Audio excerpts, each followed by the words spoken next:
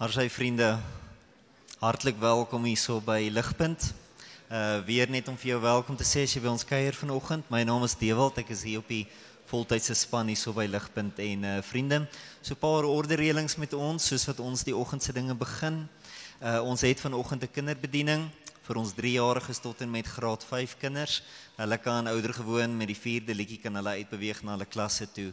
En as jy dalk hier kuier vanoggend en jy's nie seker waar jou kind of jou kinders moet gaan nie, hier buite Maryke sal hy wees by die Ligpuntjiespanier. Dis ons kinderbediening se naam. Die Ligpuntjiespanier, kyk vir Maryke, sy sal seker maak julle almal kry die regte adres. Weet ook net asseblief julle ons kadette, ons graad 6 en 7 kinders kan vanoggend hier binne saam met ons bly. Hulle het nie 'n program of iets hier buite aan die gang nie. So hulle kan hier binne saam met ons sit vanoggend.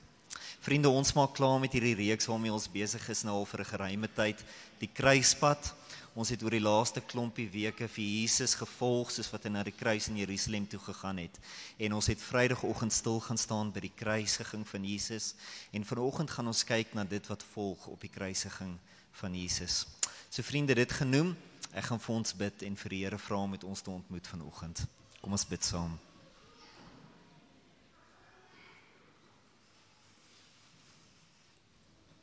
Here, baie dankie vir 'n oggend soos hierdie wat ons in so 'n gebroke wêreld soos dit waarin ons lewe, met al die skuddings en die bewings van die aarde, Here, om ons waarvan ons so bewus is, dat ons nietemin, te midde dit als, op 'n dag soos hierdie, kan ontmoet en onsself verbly daarin, dat die koning wat na hierdie aarde toe gekom het, want Jesus is sy naam, Here, dat ons wêreld in ons blindheid en in ons sondigheid wat hom verwerp het en hom tot die dood toe veroordeel het, dat God die Vader dit nie laat staan het nie, dat God die Vader ons goeie koning laat opstaan het uit die dood uit, dat U hom, Here, op die troon gesit het om te regeer oor ons aarde, dat Here, bo al hierdie gebrokenheid van ons wêreld, is koning Jesus besig om die wêreld te bestuur na 'n goeie punt toe, na 'n goeie uitkoms toe. Here, ons kom vanoggend in hoop, maar ons kom ook behoeftig, ons kom en ons aanbid ons koning, ons kom, Here, na hom toe vir hulp, vir leiding, om ons lewens te anker in hom. Here, dankie dat Jesus die een is wat ons aarde regeer. Dankie dat hy die een is wat oor ons lewens aangestel is. Hy is waardig tot dit, hy is goed, hy het sy eie lewe nie weerhou van ons nie, hy het homself kom gee vir ons. Help ons vanoggend, Here, om opnuut weer ons hoop in hom te vind. Help ons, Here, as ons hier kom en ons is nie seker of ons hierdie dinge glo of nie. Here, dat U met ons sal werk vandag, dat U met ons elkeen se hart sal werk en ons weer terugbring na ons herder toe, die herder van ons siele, die een wat regeer oor alles wat ons om ons sien en in ons ervaar. Here Jesus, ons wil U loof en prys vanoggend dat U gekies het om U lewe te gee om oor ons almal te kom regeer. Here Jesus, U is waardig en Here, ons vra dat ons vanoggend vir U sal raak sien.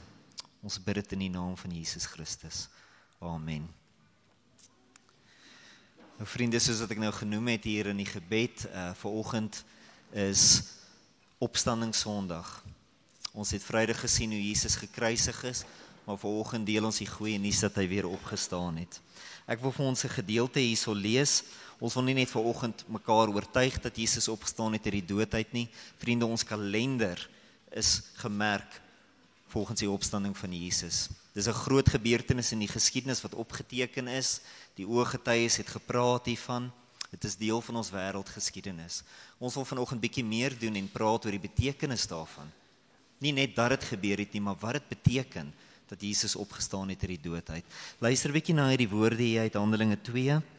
Dit sê hier, God has raised this Jesus to life. Dis Petrus wat oor Jerusalem uitpraat na hierdie gebeure wat gebeur het in Jerusalem, Jesus wat opgestaan het, en hy praat met die stad, en hy sê, God has raised this Jesus to life, and we are all witnesses of it.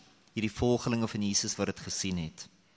Dan sê hy hierso wat dit beteken, therefore, let all Israel be assured of this. God has made this Jesus, whom you crucified, both Lord and Messiah. En wat hier gesê word is, dat hierdie Jesus wat die wêreld verwerp het, is deur God aangestel om te regeer as die koning. Die dood het geen mag oor hom nie, die wêreld kan nie ontslaa raak van hom nie, ons kan hom nie verstoot nie. God het hom aangestel, hy het mag oor die dood, hy het mag oor die lewe, hy is op die troon van God besig om te regeer. En dis die goeie nuus wat Petrus aankondig vir hierdie stad, en wat vandag nog steeds echo in ons eie land, reg oor die wêreld vandag word dit aangekondig. Hierdie Jesus is die Here en ons redder. So vriende, kom ons loof ons ewige koning, kom ons staan en ons loof hierdie koning wat leef.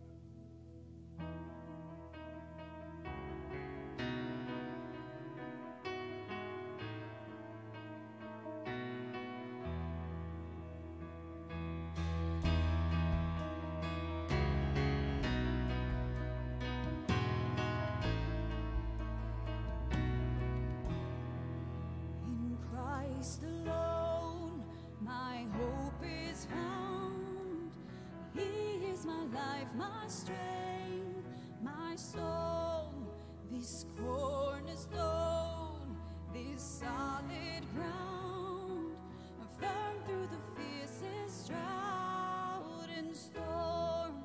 What heights of love, what depths of peace, when fears are stilled, when striving cease. My comforter, my all in all, here in the love of Christ I stand.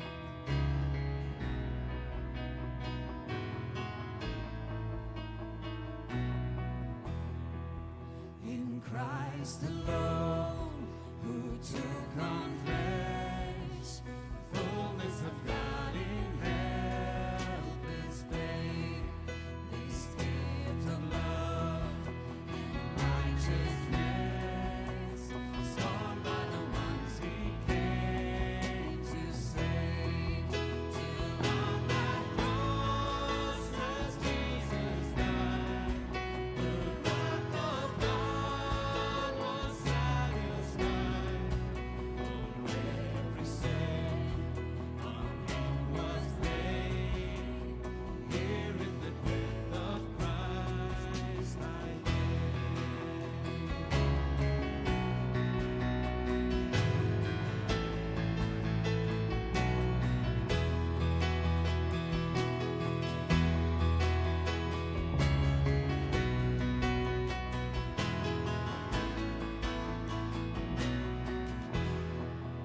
no guilt in life, His body lay, a light of the world by darkness slain. Then bursting forth in glorious day, up from the grave He rose again. And as He stands in victory, since curse has lost its grip on me, for I am His and He is mine, bought with the precious blood of guilt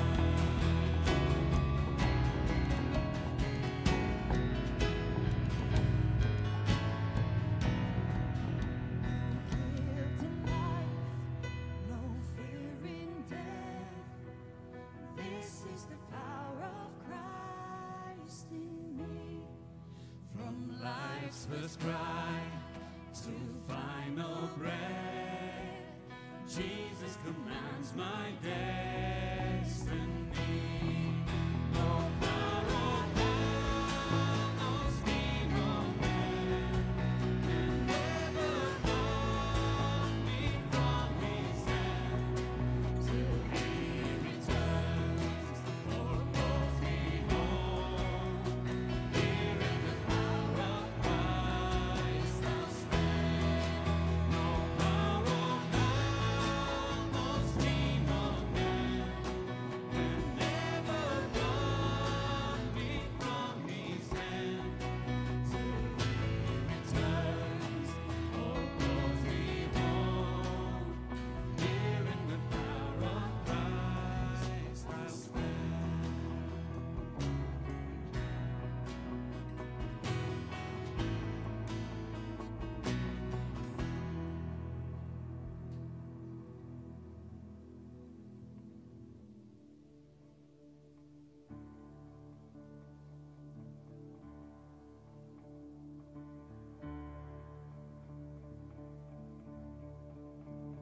Should nothing of our efforts stand, no legacy survive, unless the Lord does raise the house, in vain its builders strive.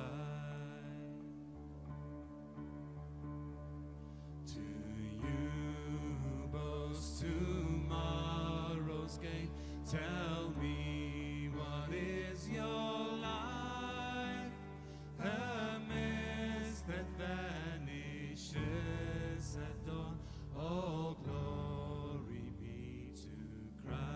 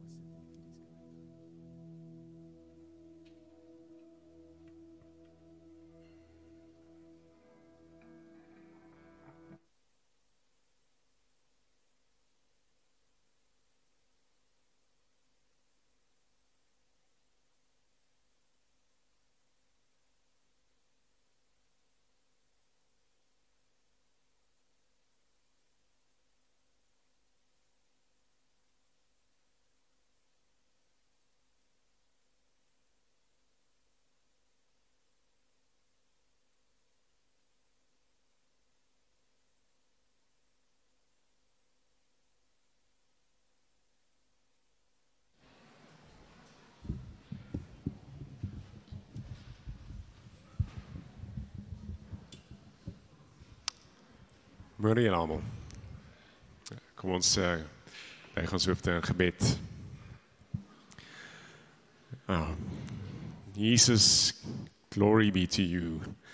Inderdaad, op hierdie wonderlike, vreugdevolle oggend, wat ons net terugkyk op die kruispad wat ons eerste gemeente ook deurgestap het die laaste paar weke. Is hierdie inderdaad 'n wonderlike oggend. Ons het soveel om U voor te prys. Hier kan 'n gebroke mens tussen gebroke mense staan in 'n besmette wêreld en ons kan net praat met U. Die kleed is geskeur en ons het nie iemand nodig anders as Jesus wat nou langs die Vader sit om vir ons in te tree en dit vir ons moontlik te maak om U heiligheid te aanskou en te beleef en in verhouding met U te staan nie. Ons kyk na hierdie kruispad wat U gevolg het en ons weet baie van dit is ook vir ons beskore en maar tog nie tot die vlak wat U dit moes deurgaan nie. Ons het ook elke dag voel dit vir ons of dit waarvoor ons werk en die wat ons mee werk ons tee. Ons het ook vriendskappe wat vergaan en waar ons verlate voel. Here, ons voel ook daar is teenstand wanneer ons wil opstaan vir wat reg is. En ons kyk na U leidingspad en U het dit gekies. U hoef dit nie te gedoen het nie. En 'n ou mag in dit vaskyk en dink my lewe hier op aarde is nou maar net veronderstel om net te lyk soos Jesus en gelyk het in terme van die pyn en die swaar kry en die smart en die vernedering in baie tye. Maar dis vandag wat ons hier kan stil staan en besef dat dit stop nie daar nie. Ons het nie hierdie is nie 'n storie soos wat ons soveel van die stories op ons flieks en in boeke lees waar die held van die verhaal op die einde van die dag die opoffering gemaak het en almal om net in herinnering hou nie. U het opgestaan. U is nou, U het dit deurgegaan, U het die lyding deurgegaan en vir ons en ons hoef nie net U in ons gedagtes te hou nie, U lewe. En dis wat ons hier vandag voor wil prys, is vir daai wonderlike nie net gedagte nie, maar hierdie werklikheid dat daar nou werklik 'n koning vir ons is, wat ons nou nog verder kan lei in hierdie moeilike pad wat ons nog het. Maar dis my gebed dat U ons almal sal herinner in vandag, die week en in die tyd wat voor lê in hierdie jaar, dat die goeie nuus van Opstanding Sondag vir ons baie hoop moet gee. Mag ons nie vasvang in die plek, in die spreekwoordelike saadrag tussen die kruisiging en die opstanding nie. Mag ons vashou in die hoop dat hy opgestaan het en dat daar vir ons ook vir ons 'n nuwe lewe wag aan die einde van hierdie kruispad vir ons. Maar mag ons ook baie van die vryheid en van die nuwe lewe wat tot ons beskikking is, ons eie maak. Soos wat ons aanhou sterf van onsself en saam met U elke dag probeer opnuut opstaan. En ek bid dat die woord wat vanoggend gespreek word diep sal sny en ons nie sal onveranderd hier sal laat uitgaan nie. Mag ons almal luister, mag daar geen afleiding vir ons wees nie. Ons prys U vir hierdie wonderlike tyd saam as U mense en die voorreg om hierdie te kan herdenk vandag. Ons bid dit in Jesus se naam alleen. Amen.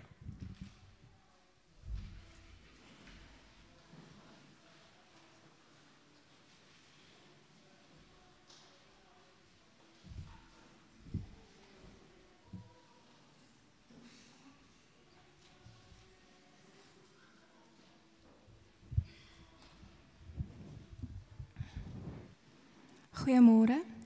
Ons lees vandag uit Matteus hoofstuk 27 vers 55 tot hoofstuk 28 vers 20.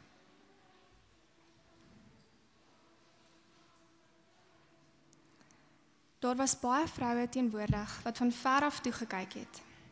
Dit was vroue wat Jesus van Galilea af gevolg het en hom gedien het. Onder hulle was Maria Magdalena, Maria die moeder van Jakobus en Josef en die moeder van die seuns van Zebedeus.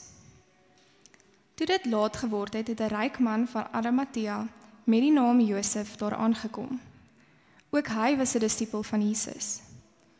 Die man het Pilatus genader en die liggaam van Jesus gevra. Toe het Pilatus beveel dat dit gegee word. Josef het die liggaam geneem, dit toegedraai in 'n skoon linne doek en neergelê in die nuwe graf wat hy vir homself in die rots laat uitkap het. Hy het toe 'n groot klip voor die ingang van die graf gerol en weggegaan. Maria Magdalena was daar, ook die ander Maria, en hulle het teenoor die graf bly sit. Die volgende dag, dit is die dag na voorbereidingsdag, het die leierpriesters en die fariseërs by Pilatus byeengekom en gesê: Meneer, ons het onthou dat toe hy nog geleef het, daardie bedrieger gesê: Na 3 dae sal ek weer opgewek word. Beveel dan dat die graf tot op die 3de dag beveilig word, sodat sy disippels hom nie gaan steel en vir die volk sê: Hy is opgewek uit die dood nie. Die laaste dwaling sal erger wees as die eerste.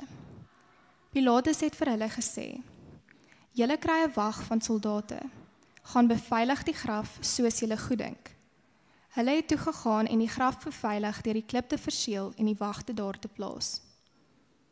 Na die Sabbat, teen dagbreek op die eerste dag van die week, het Maria Magdalena en die ander Maria gegaan om na die graf te kyk. Skielik was daar 'n groot aardbewing, want 'n engel van die Here het uit die hemel neergedaal, nader gegaan, die steen weggerol en daarop gaan sit. Sy voorkoms was soos weerlig en sy klere wit soos sneeu. Uit vrees vir hom het die wat die graf bewaak, gebewe en soos dooies geword. Toe antwoord die engel die vroue en sê: Moenie langer bang wees nie, want ek weet julle soek Jesus, die gekruisigde. Hy is nie hier nie, want hy is opgewek, soos hy gesê het. Kom kyk na die plek waar hy gelê het, en haas julle en gaan sê vir sy disippels: Hy is opgewek uit die dood. Kyk, hy gaan vir julle uit na Galilea, daar sal julle hom sien. Dit het ek vir julle gesê. Met vrees en groot blydskap het hulle hastig van die graf af weggegaan en gehardloop om die boodskap aan sy disippels oor te dra. Onverwags het Jesus hulle tegemoet gekom en gesê: Gegroet. Hulle gaan toe nader, gryp sy voete en aanbid hom. Daarop sê Jesus vir hulle: Moenie langer bang wees nie. Gaan sê vir my broers dat hulle na Galilea moet gaan. Daar sal hulle my sien. Terwyl die vroue op pad was, het enkele van die wagte na die stad gegaan en alles wat gebeur het aan die leierpriesters berig.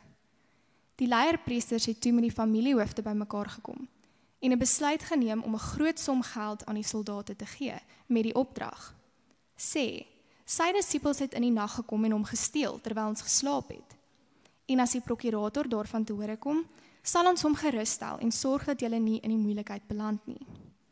Hulle het die geld toegeneem en gemaak soos hulle voorgesê is. Hierdie storie word tot vandag toe nog onder die Jode versprei. Die 11 disippels het na Galilea gegaan, na die berg waarheen Jesus hulle ontbied het. Toe hulle hom sien, het hulle hom aanbid, maar sommige het getwyfel. Jesus het nader gekom en vir hulle gesê: Aan my is gegee alle mag in die hemel en op die aarde.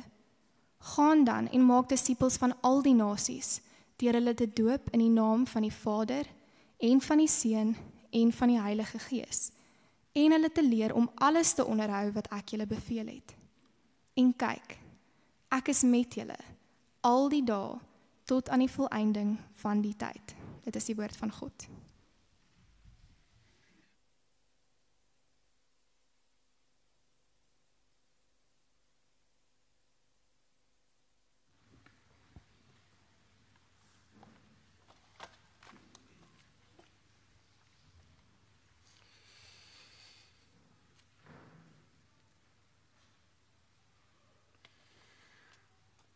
Goeiemôre.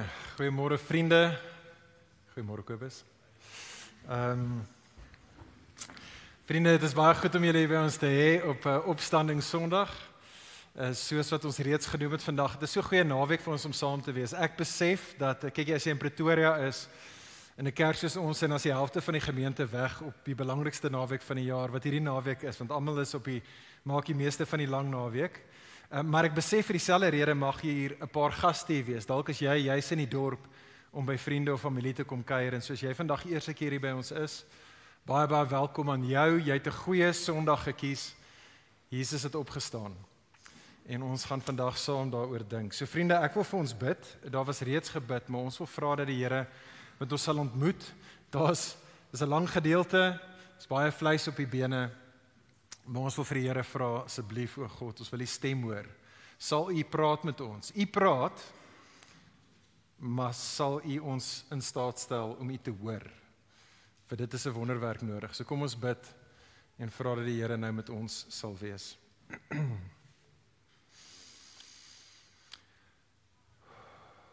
Ja Vader, ons wil stil raak vir 'n oomblik. Ek wil stil raak vir 'n oomblik.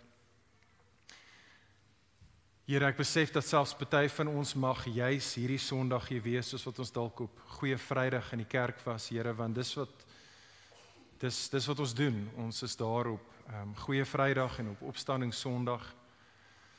Here, en ons kom vandag hiernatoe reeds met die wete oor waaroor gaan ons vandag gesels. En so Here, die gevaar vir elkeen van ons is dat ons so 'n bietjie die geestelike motions net kan gaan, Here, waar ons maar net weer die opstandingsboksie tik, want dit is wat goeie Christene behoort te doen. O Heer, sal U ons spaar van 'n blaseigheid wat ons mag hê. O Vader, mag U kom en deur die Gees nou met elkeen van ons ontmoet. Ons bid, Here, soos wat ons vandag, soos elke ander jaar, stop en Jesus se opstanding vier, dat die betekenis daarvan, of ten minste 'n groot aspek van die betekenis daarvan, swaar op ons sal rig, maar nie swaar op 'n manier dat dit ons sal breek nie, maar dat dit ons eintlik die juk van ons skouers sal afval, soos wat ons ware lewe in die Seun vind. Asseblief o Heer, ons bid, vra deur die Gees, kom en werk nou. Ons bid dit in ons Koning Jesus se naam. Amen. Vriende, ek dink dit mag dalk net ek wees. Ek het regtig, en soos dit was die laaste maand, het ek uitgevind dat die Kaugom chappies, julle onthou al vir chappies, dat dit nog bestaan nog. Ek het nie geweet nie. Ek weet nie of jy dit geweet het nie. Ek het gedog soos Tempo sjokolades en soos Dirkie kondensmelk, soos Mellow Yellow koeldrank vir party van die wat in die 80s gelewe het. Jy weet, was chappies se ding wat nie meer bestaan nie, en toe hoor ek eintlik op die radio so 'n paar weke terug, nie dit bestaan nog, en toe gaan ek hierdie week en toe gaan koop ek chappies. En ek is hier om te rapporteer. Dit is 'n totale antiklimaks. 5 sekondes van smaak, dan kou jy Prestig, basically, vir die res van die tyd. Maar die goeie nuus is dat in die binnekant van chappies, soos wat ek kon onthou as 'n kind, het hulle nog steeds daai brokkies baie interessante inligting as jy dit oopmaak. En so dis nog steeds die moeite werd om 'n paar sent op dit te spandeer. Hierdie is regtig, ek het 'n foto geneem om dit met julle te deel. Hierdie is die brokkies inligting in my chappie papier gewees. Did you know the only street in the world to house 2 Nobel Prize winners is in Soweto? Het jy dit geweet? Ek het nie geweet nie. Dis baie interessante inligting. Hier is 'n ander ene wat my ook gekiel het. Did you know a scorpion can die from just a drop of alcohol? Ek het dit nie geweet nie. Wonderlike, interessante inligting. Die ding is, ek dink ons hou van hierdie tipe van chappy tipe van inligting, vriende, in die lewe. Waarhede wat aan die een kant is dit fascinerend, maar die lekker ander ding van hierdie inligting, alhoewel dit fascinerend is, dit is nie indringend nie. Dit is inligting wat ons prikkel, maar wat ons nie pla nie. Dit is inligting wat baie oulik is, maar wat ons nooit ongemaklik los nie. Dit roep ons nie regtig tot iets nie. Great, okay, 'n skorpioen gaan dood as jy alkoholdruppel op laat val. Interessante inligting, maar eintlik vir my lewe verder so klein bietjie irrelevant.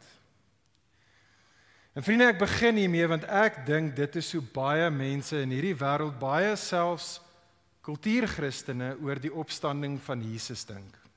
Ek dink dit is ons die opstanding van Jesus baie kere benader as informasie. Dis in die kategorie van doktrine, dis in die kategorie van leerstellinge, van teologie, maar dit is abstrakte waarhede. Ja, dit is belangrik vir ons om kennis te neem daarvan. Jy wil selfs dalk daaroor argumenteer of debatteer. Jy wil dit dalk self studeer, maar op die einde van die dag interessant, maar vir jou en my lewe elke dag so klein bietjie irrelevant. Dit is nie inligting wat indringend is nie, dis nie inligting, die opstanding van Jesus, nie inligting wat regtig voel ons altyd, ons hoef te verontrief nie, dit roep ons nie regtig tot 'n reaksie nie. En dit is wat ek wil hê ons vanoggend oor moet saam gesels, vriende. Wat behoort ek en jy te maak met die opstanding van Jesus? Hoe behoort ons op die opstanding van Jesus te reageer? Waartoe roep die opstanding van Jesus vir jou en vir my en vir elke liewe persoon op hierdie aarde? Dit is wat ons vandag oor wil saam nadink. Vriende, soos ons genoem het reeds vanoggend, ons maak vandag klaar met ons, ek weet nie hoeveel, baie lang weke reeks wat ons gekyk het na Matteus 26 tot Matteus 28 toe nie. Ons maak vandag klaar, maar ek dink soos wat Matteus vandag hier in ons laaste gedeelte in Matteus nou die vliegtuig gaan land, ek dink ons kan so klein bietjie die spesifieke mespunt van sy vliegtuig mis, as ons nie baie duidelik is oor, maar wat is die vliegtuig wat hy in die heel eerste plek laat opstyg het, en wat hy nog die heel pad deur die evangelies laat vlieg het nie, want as ons dit mis, dink ek kan ons half mis, wat is die spesifieke burden wat Matteus het, soos wat hy die opstandingsstorie vandag vertel. So 'n vinnige recap van die hele evangelie van Matteus. Vriende, die evangelie van Matteus gaan uiteindelik oor die identiteit van Jesus. Wie is Jesus? En ek en jy hoef nie dit baie slim te wees om dit uit te vind. Hy sê dit vir ons in die heel eerste vers. Kyk weer saam met my op die skerm. Hierdie is die eerste lyntjie. Hy sê hierdie is waar die evangelie gaan. Hy sê dat hierdie evangelie gaan oor die man Jesus. Hierdie evangelie gaan oor die man Jesus en hier is die aankondiging, hy is die Christus. Christus beteken hy is die lang beloofde koning oor God se koninkryk. Hierdie Jesus wat die koning is, begin Matteus se evangelie mee. Dis nou wat die hele evangelie oor gaan, dat hy is die seun van Dawid. Met ander woorde, hy is die een wat die profete beloof het, die seun van Dawid sal wees wat vir alle ewigheid op God se troon, op sy troon gaan heers oor God se koninkryk.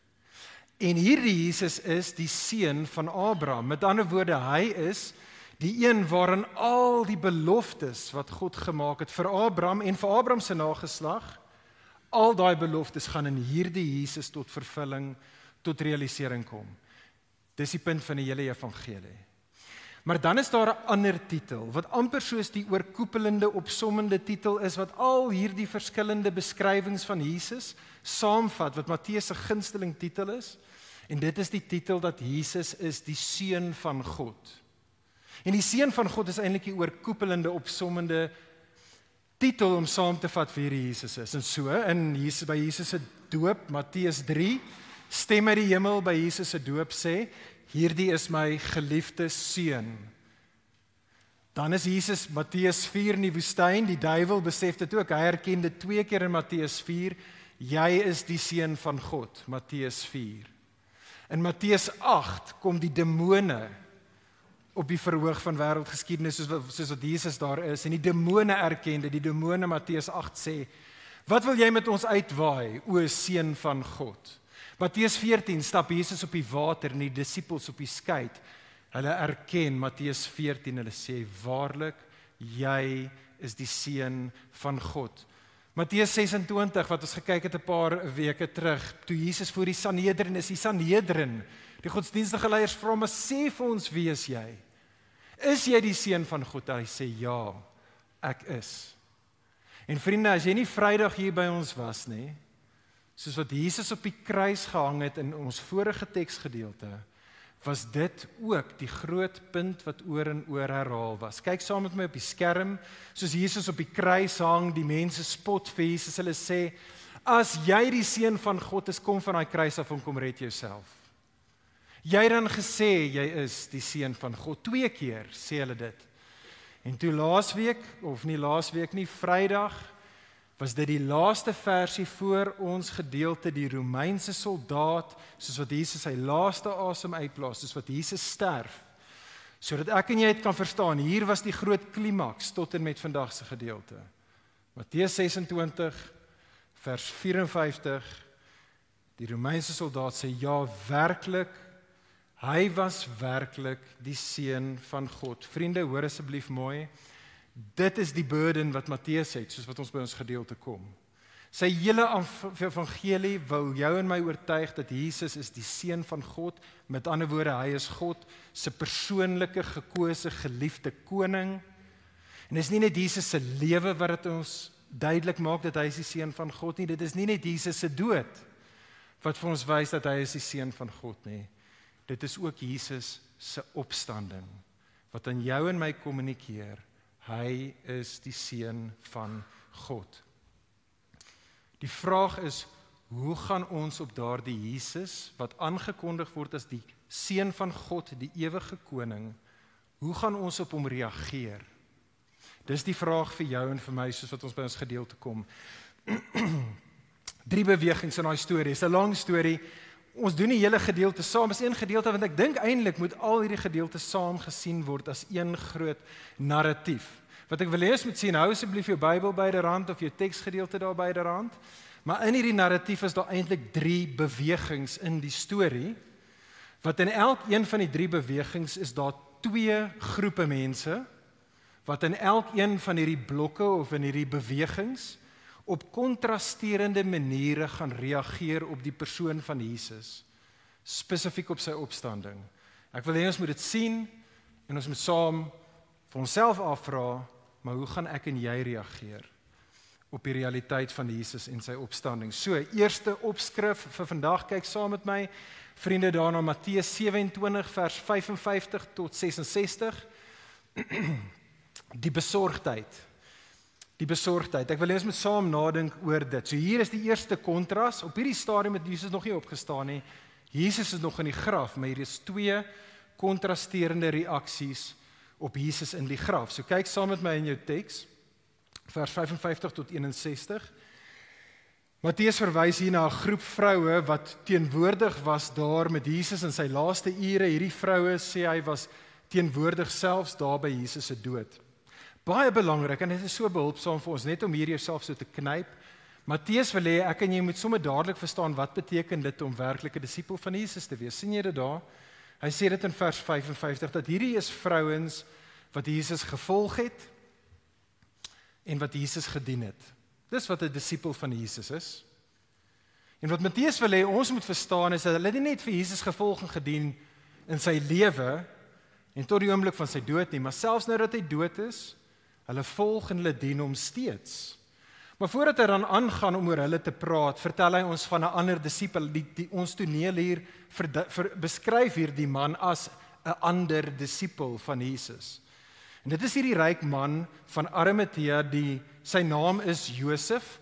Die ander evangelies vertel vir ons dat hierdie Josef was deel van die Sanhedrin. So hy was daar in Matteus 26, deel van die godsdienstige leiers. Hy was een van die godsdienstige leiers wat Jesus ondervra het. Maar hierdie man was eintlik op daardie stadium nog, kom ons sê dit maar 'n geheime disipel. Maar nou kom hy uit die closet uit. Hy sê, hoorie, ek is 'n ware disipel van Jesus. Hy gaan, want hy het 'n backstage pass, hy kan by Pilatus uitkom, so Josef gaan na Pilatus toe. Hy vra vir Pilatus, kan ek Jesus se liggaam kry? Pilatus sê ja, sure, hy vat Jesus se liggaam, hy draai Jesus se liggaam toe in skoon linnedoeke, wat sê die ouens vir ons, dit sou baie moeite gevat het, dit sou baie koste gehad het, en hy gaan lê, sê die teks vir ons, hy gaan lê vir Jesus neer in die nuwe graf wat hy vir homself in die rots laat uitkappe. Dit klink amper, en baie ouens dink, hierdie mag dalk selfs Josef sy eie graf gewees. Die ryk ouens het nie sommer net, jy weet, in die grond 'n graf gehad nie. Hulle kon 'n smart rots soos 'n klip gehad het en hom uitgekap het en dit lyk asof dit dalk selfs Josef se eie graf kon gewees is, maar hy gaan tot 'n groot koste vir homself, groot moeite en dit is waar hy Jesus dan gaan begrawe. Vriende, ek dink dat 'n baie duidelike manier, en ek is seker julle gaan met my saamstem, nee, maar 'n duidelike manier wat ons kan vasstel wat iemand se groot skat in die lewe is, wat iemand se groot eerste liefde is om te sien hoe hulle reageer wanneer daardie iets of iemand wat hulle groot skat is van hulle af weggeneem word. Hoe hulle reageer wanneer hulle groot skat weggeneem word, baie kere wys vir ons werklik eintlik waar jou groot liefde gelê het. En dit is wat hierdie eerste toneel hier in ons kommunikeer. Al twee hierdie groepe disippels hier is eintlik onwaarskynlike disippels, dis die vroue en dit is die ou van die Sanhedrin. Hulle is onwaarskynlike disippels, maar vriende, hulle is ware disippels. Hulle het geglo en gehoop dat Jesus is die Christus. Hulle het al hulle chips gesit op Jesus en gedink, ja, hy is die koning, maar nou het hy gesterf. Hierdie Jesus het aan hulle beloof, hy sal hulle nooit verlaat nie en nou is hy dood. Van hulle perspektief af op hierdie stadium in die narratief is daar niks meer wat Jesus vir hulle kan doen nie. Baie van die ander disippels het weggeval. Daar is niks wat hulle mee eintlik uit die disippelskap deel uit kan kry nie. Maar steeds is hy hulle eerste liefde. Hulle volg hom nog steeds. Hulle dien hom nog steeds, selfs in sy dood. En vriende, vir my spreek hierdie spieël van hierdie toneel my eintlik aan. Dit is soos 'n spieël waarin ek staan en ek vra myself af, vriendin, soos wat jy jouself ook moet afvra. Is dit ek en jy? Wanneer Jesus in daai seisoene as dit ware vir ons afwesig is, wanneer dit lyk vir jou en vir my asof ons niks regtig uit hierdie hele volg en dien van Jesus, hele disippelskap storie uit, as ons enigiets uit die deel uitkry nie, as dit net lyk asof hy dood is, waar is ons? Is ons daar? Is ons daar nog steeds besig om hom te volg, besig om hom te dien? Of is ons soos baie van die ander disippels wat nie eers in die toneel is nie? Hulle het al op hierdie stadium lyk dit so semi-aanbeweeg. Maar dan, nog steeds in die eerste gedeelte, is daar 'n tweede groep in hierdie eerste beweging. Vriende, kyk saam met my na vers 62 tot 66. Matteus vertel vir ons dat die volgende dag het die leierpriesters en die fariseërs by Pilatus byeengekom. En hierdie is 'n unieke alliansie wat ons wat nie Jode is nie, dalk nie heeltemal ten volle waardeer nie. Want jy sien, die leierpriesters en die fariseërs was al twee groepe was Jode, maar hulle het nie van mekaar gehou nie.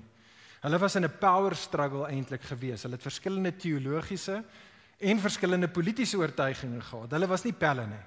En verseker het hulle nie van die Romeinse owerhede gehou nie, maar hier kom hierdie drie groepe bymekaar en vorm as dit ware 'n unieke alliansie, want jy sien, hulle het 'n gemeene deler, hulle het 'n gemeenskaplike vyand en sy naam is Jesus.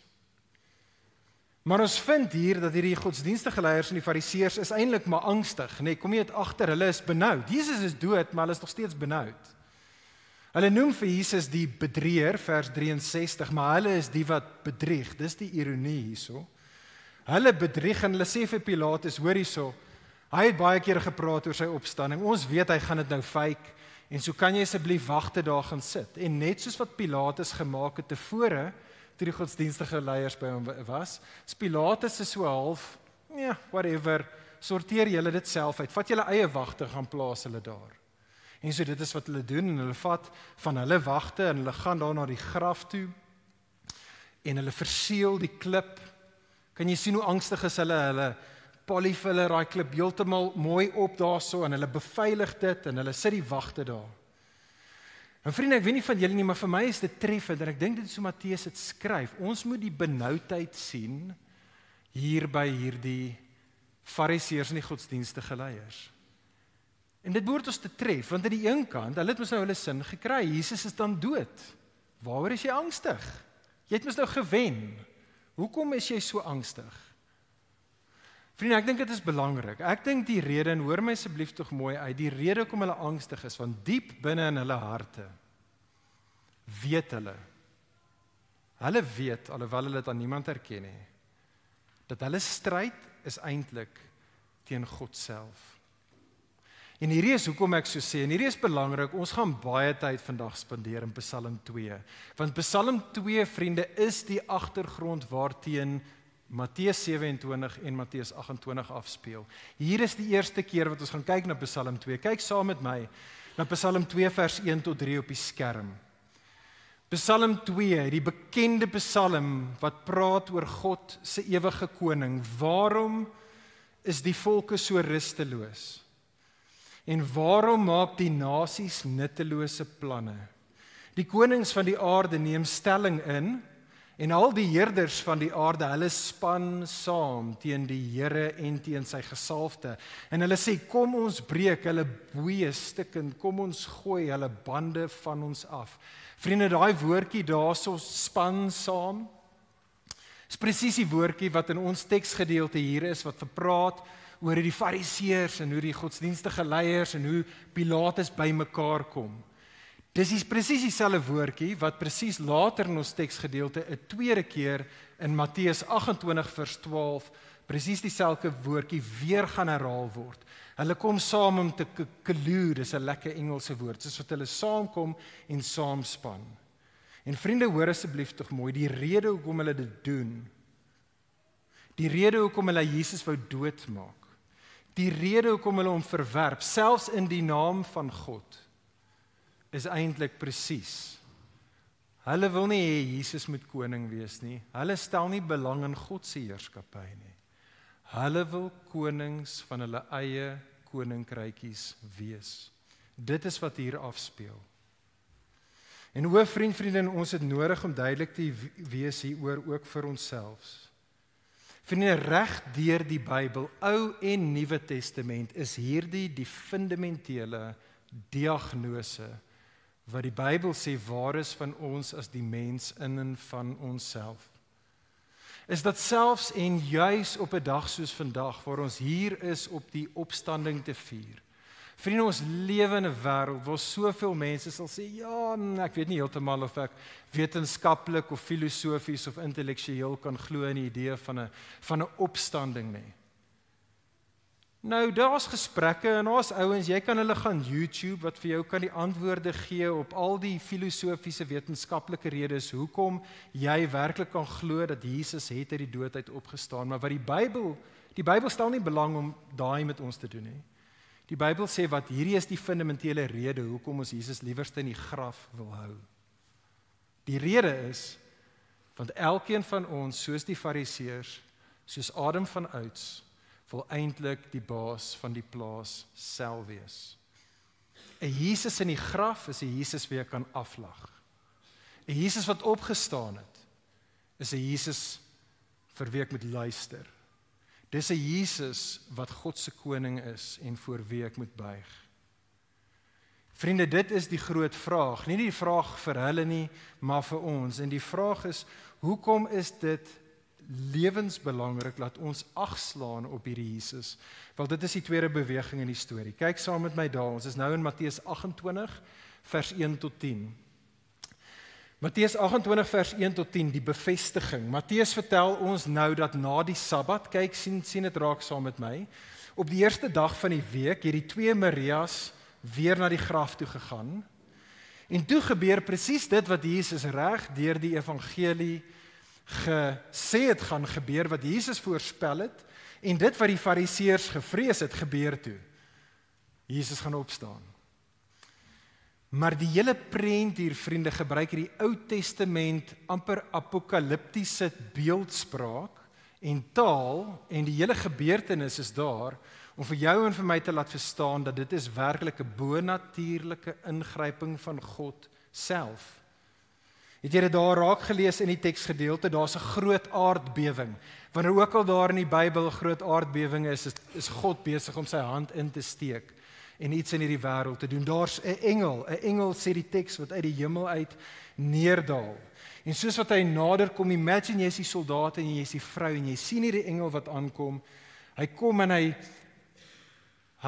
rol die steen weg en nogals random vir my, hy gaan sit op die steen. Dis soos kyk wat ek kan doen en nou gaan ek piknik hou. Gesit daar op die steen. Sy voorkoms was soos weerlig, sy klere was soos wit soos sneeu. En dan sien ons die kontras, moet dit nie mis nie. Matteus skryf dit op 'n manier dat ons hierdie twee groepe te mekaar gaan opspeel. Al twee hierdie groepe, die soldate of die wagte en die vroue, vrees soos wat hulle die engele sien, maar daar's 'n kontras. Dis 'n verskillende tipe van vrees wat hier afspeel. Sien jy daarso, ons word vertel, vers 4, dat hierdie wagte vrees, en hulle het soos dooies geword. Jesus was die een wat dood is, maar nou is hulle die ouens wat soos dooies word. Maar vir die vroue sê die engel, moenie langer bang wees nie, want hy is opgewek. Stop by daai woordjie opgewek. Want dis 'n belangrike woord, dis 'n woord wat ek dink ons mis daar. Die teks kon gesê het, soos wat die Nuwe Testament baie ander plekke sê, Jesus het opgestaan. Die teks sê dit nie. Die teks sê 'n paar keer hier, Jesus is opgewek. Vriende, dis belangrik en hoor asseblief tog mooi. Dis belangrik en as jy dit begryp, dan val die helfte van ons, maar kan ons regtig glo, ons kan glo in 'n God, maar ons sukkel om te glo in die opstanding. As jy hierdie verstaan, dan hoef ons nie meer te wonder nie. Die opstanding moes gebeur. Daar's geen ander manier nie. As jy nie opstanding wil hê nie, moet jy God en die hele Bybel in die asblik gooi. Die opstanding gaan saam met die hele storie van die Bybel. Vriende, hoor mooi. Die opstanding is Jesus se beloning vir sy getroue seunskap. Dit is die punt van die opstanding. Dit is die beloning dat vir hom as die getroue seun. Onthou dat die Bybel beskryf Adam as die oorspronklike seun van God, maar hy was 'n ontroue seun in die tuin. Wat het gebeur? Die dood het hom oorval. Vriende, dit is wat gebeur met ons almal. As ons soos Adam ons rug draai op die bron van lewe, hoe dan anderste as dood? Adam was die ontroue seun en vir sy ontrouheid was sy loon die dood. Die hele Ou Testament beskryf dan Abraham se nageslag, onthou Matteus 1, as die seun van God. Israel word genoem God se seun, Eksodus 4. Net so word Dawid se nageslag, Dawid se seun, 2 Samuel 7 word genoem die seun. En net soos met Adam, het God beloof dat ontrouheid sal lei tot die dood en getrouheid sal lei tot ware, ewige lewe. Vriende, dit is wat hier gebeur. Dit is hoekom Jesus uit die dood uit opstaan. Jesus wat uit die dood uit opstaan, is die aankondiging. Hier is God se ware getroue seun en sy beloning is die ewige lewe. Julle weet op en party, ek is seker party mense selfs hier op jou vellies of jou skoene of jou handsak mag dit self. Jy weet mos op jou leer, het ons daai stempel baie kere wat sê genuine leather. En as jy daai ding sien, dan weet jy, okay, hierdie ding kom nie eers uit China uit nie. Hierdie is soos 'n regte, egte leer. Nou vriende, dit is hoe ek en jy oor die opstanding moet dink. Die opstanding is die stempel. Die opstanding is die stempel op Jesus se identiteit en sy lewe wat sê, hierdie is die ware seun van God, die een wat God opwek, die een vir wie God lewe gee. Kyk weer saam met my na Psalm 2. Dit was wat Psalm 2 gesê het, vriende. Kyk, Psalm 2, ek self, sê God, het my koning gesalf op Sion, op my heilige berg.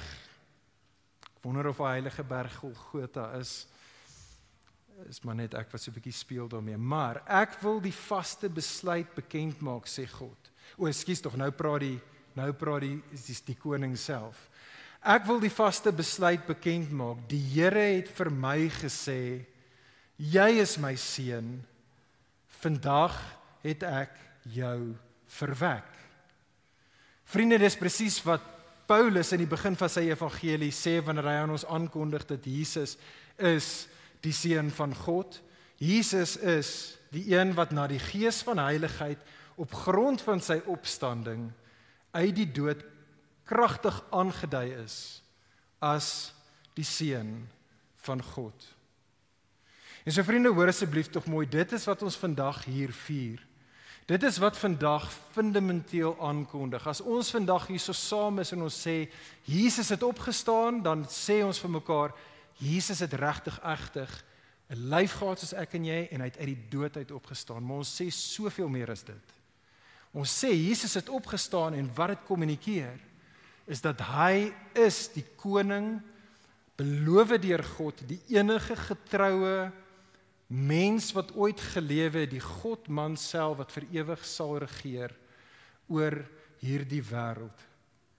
En die vraag vir jou en vir my is, wat maak ons vriende met die opgestane, die opgewekte Jesus?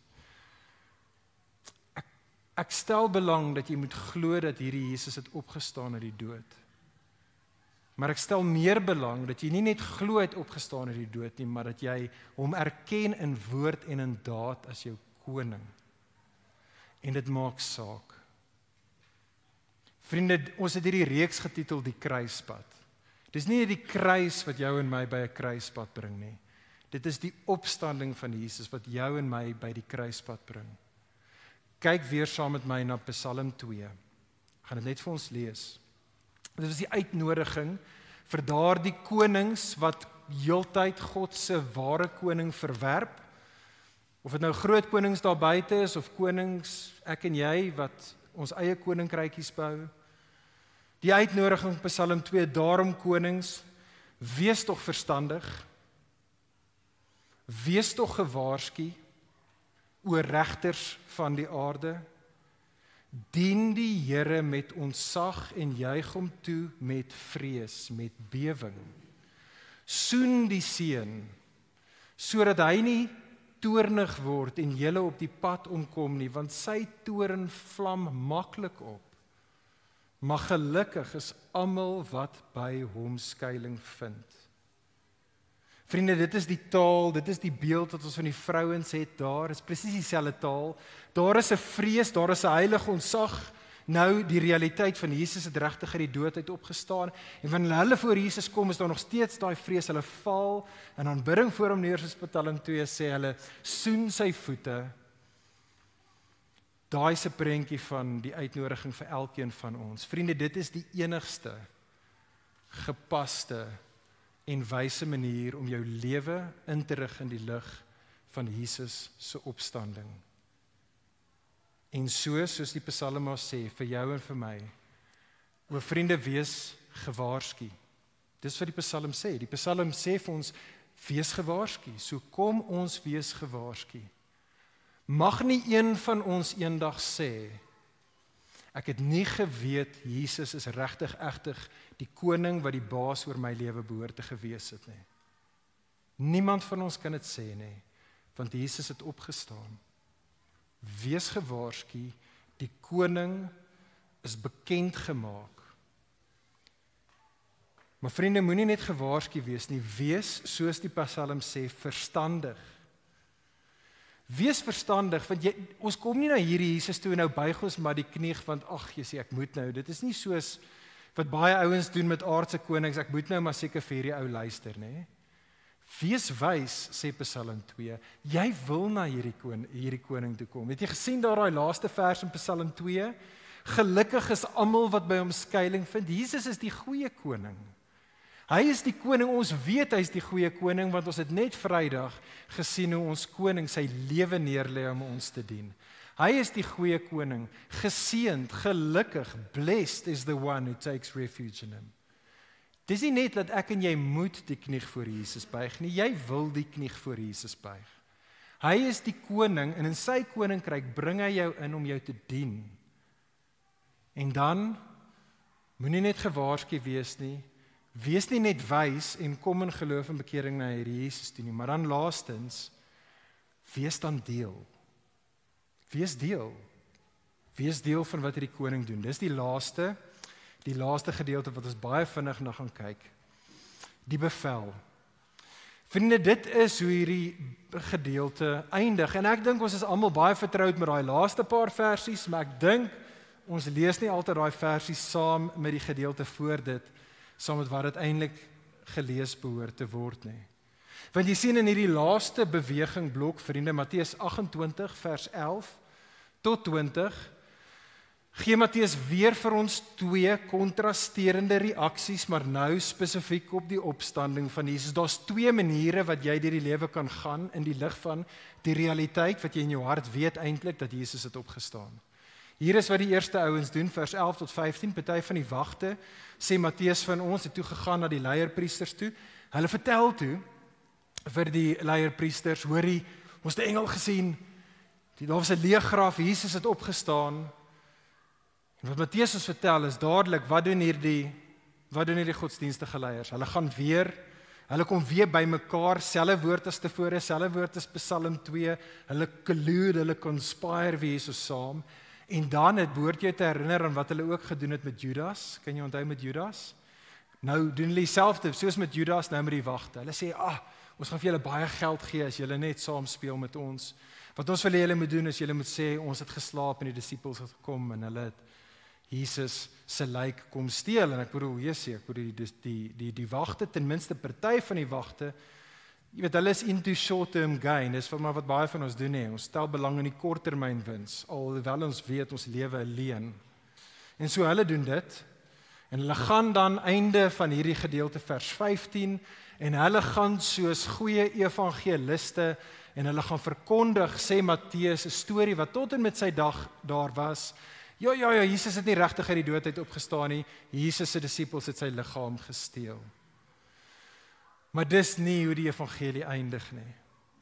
Want Matteus wil hê ek en jy moet verstaan, ja, daai storie was dalk so vir 'n klein rukkie vertel, maar daar's 'n ander storie wat verkondig was, wat heeltemal daai storie verberg het, en ons wat vandag hier so sit, en die hele ganse wêreld vir die laaste 2000 jaar, is in die hand van die ander storie wat verkondig is, die storie van die Jesus wat opgestaan het, vers 16 tot 20.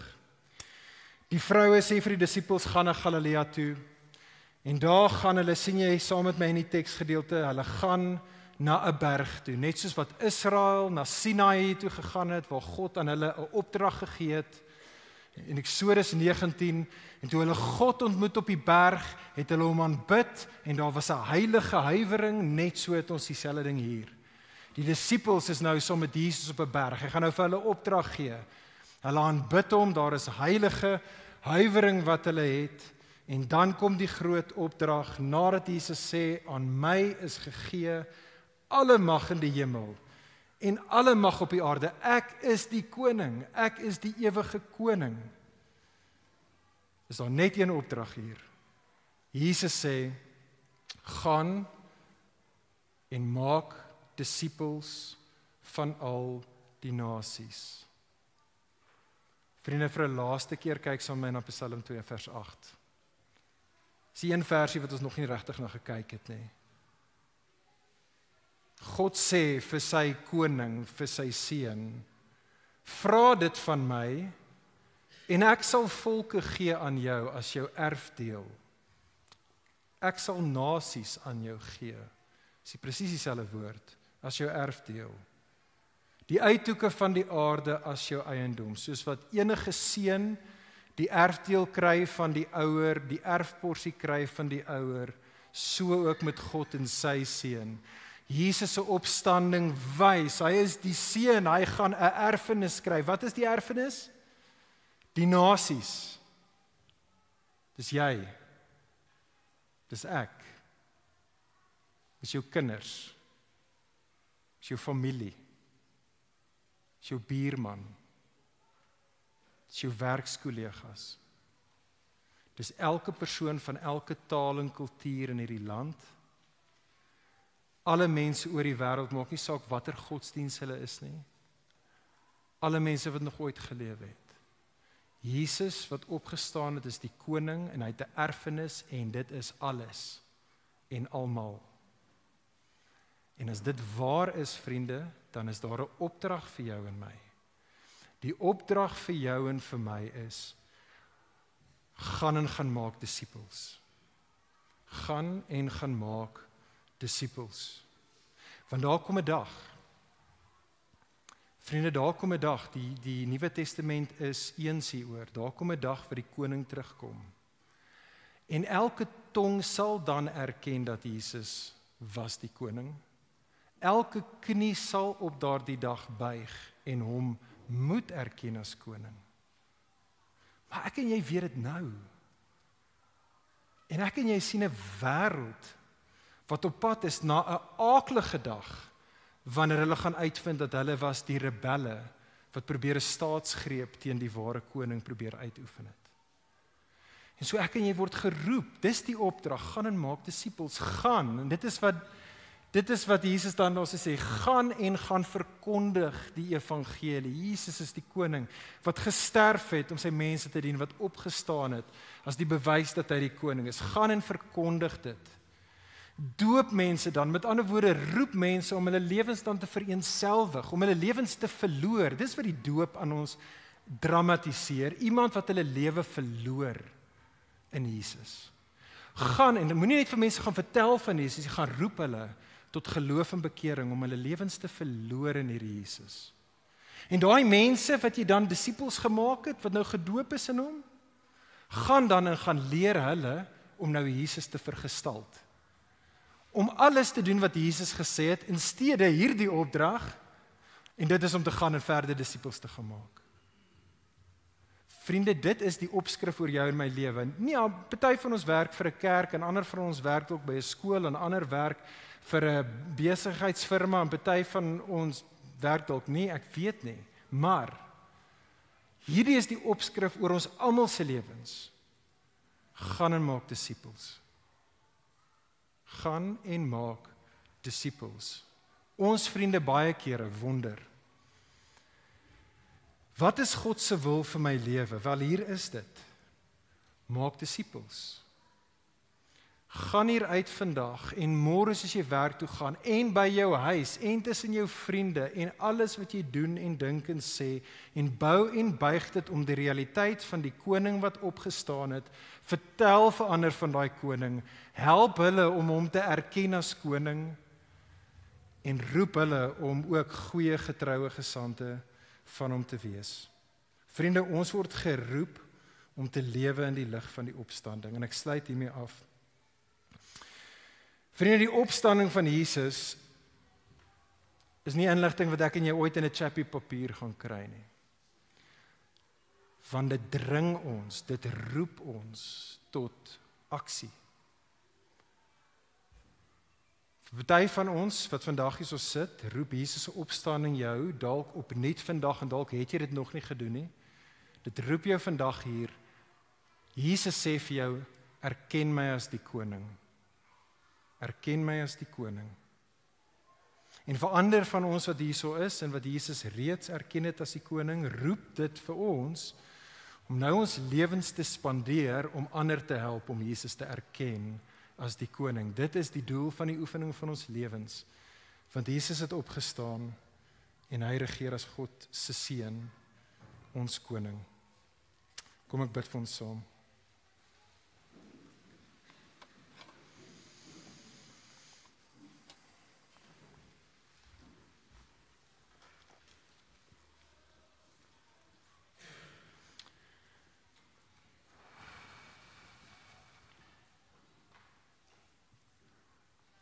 Here Jesus, ons loof en ons prys U dat U was die getroue seun van God.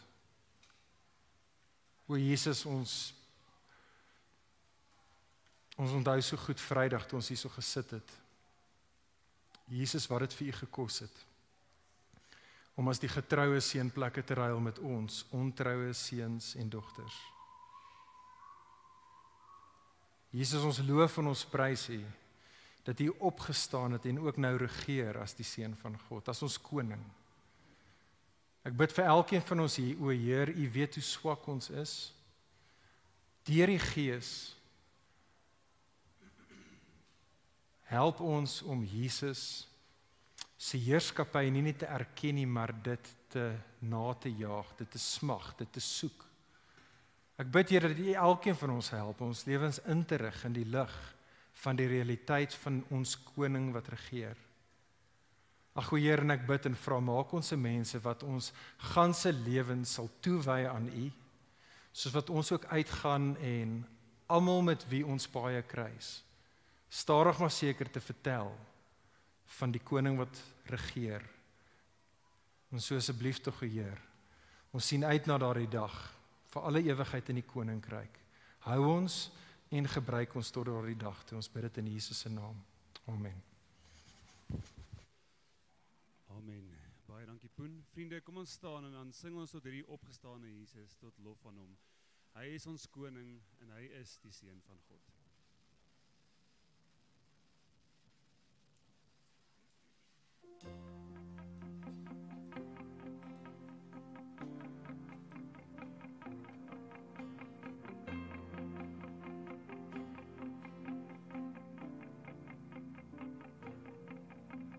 Seun van God, ons loof U naam, want U het geleef en gesterf en opgestaan en opgevaar en sit nou aan die regterhand as koning van die groot heelal. Daarom bring ons lof aan U, die Seun van God, is waardig om geprys te word. Is alles wat ons harte kort, ja hierdie Seun van God, verdien ons ganse toewyding, lewe van opoffering, met harte wat vir ewig sing, ja hy is die Seun van God.